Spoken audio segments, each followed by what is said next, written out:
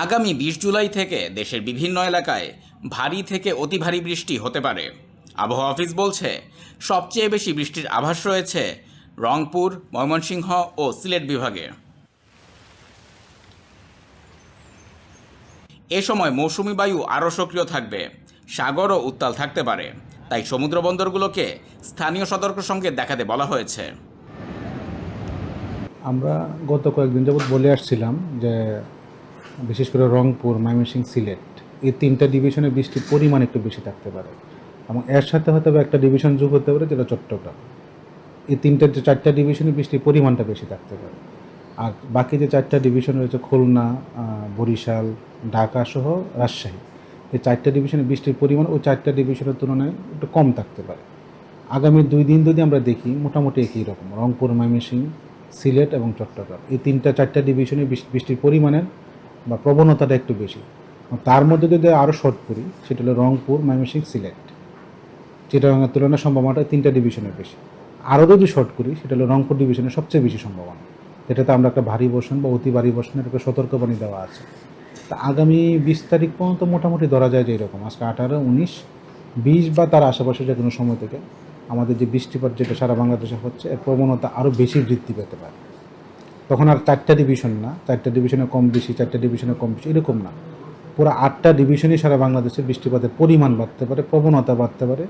এমন হতে পারে যে সারাদিনই বৃষ্টির আমরা দেখা পারতে পারি এবং এরকম উল্লেখ থাকতে পারে যে সারা দেশের কোথাও কোথাও মাঝারি ভারী বা ভারী থেকে অতি ভারী বর্ষণ হতে পারে। এটা শুরু হতে পারে 20 তারিখের কাছাকাছি সময় থেকে, 21, 22 মোটামুটি চলতে পারে।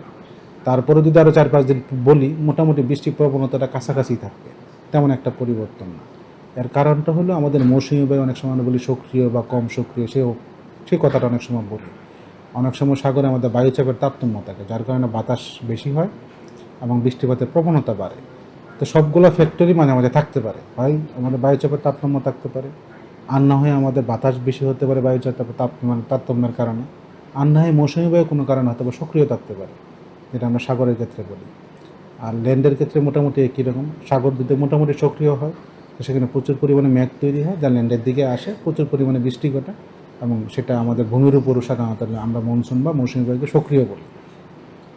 দুইটা যদি একই সাথে সক্রিয় হয় সারা দেশে বৃষ্টির পরিমাণ বেড়ে যেতে পারে। আর লঘুচাপটা মোটামুটি আমাদের এটা অয়েল মার্ক বা সুস্পষ্ট লঘুচাপে পরিণত হয়েছিল, সেটা আজকে আবার দুর্বলের লঘুচাপই হয়ে গেছে, সেটা বিহারের কাছাকাছি অবস্থান। ওটার তেমন একটা প্রভাব এখন নেই।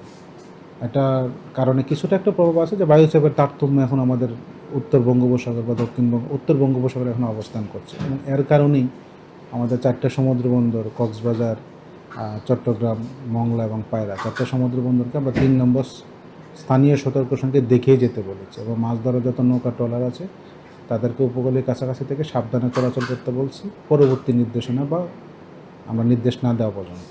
চিটাগং ডিভিশনের ক্ষেত্রে আমরা গতবারও উল্লেখ করেছি যে আমরা বলছি যে আমরা ল্যান্ডস্লাইডের একটা সম্ভাবনা বা ভূমিধসের সম্ভাবনা থাকে, পাহাড়ি ধস যেটা বলি, সেটা সম্ভাবনা আমরা সবসময় উল্লেখ করে দিই। আর একটা জলাবদ্ধতা কমন জিনিস, সেটা ঢাকা যদি আমরা অতি ভারী বর্ষণ দেখি, চিটাগং যদি অতি ভারী বর্ষণ দেখি, তার জলাবদ্ধতার কথা আমরা উল্লেখ করে দিই।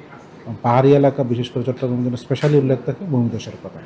আর যেহেতু প্রায় প্রতিদিনই কিছু না কিছু বৃষ্টি হচ্ছে, মাটি এমনিতেই নরম, অর্থাৎ আমরা শুরু থেকেই ভূমিধসের কথা উল্লেখ করতে পারি।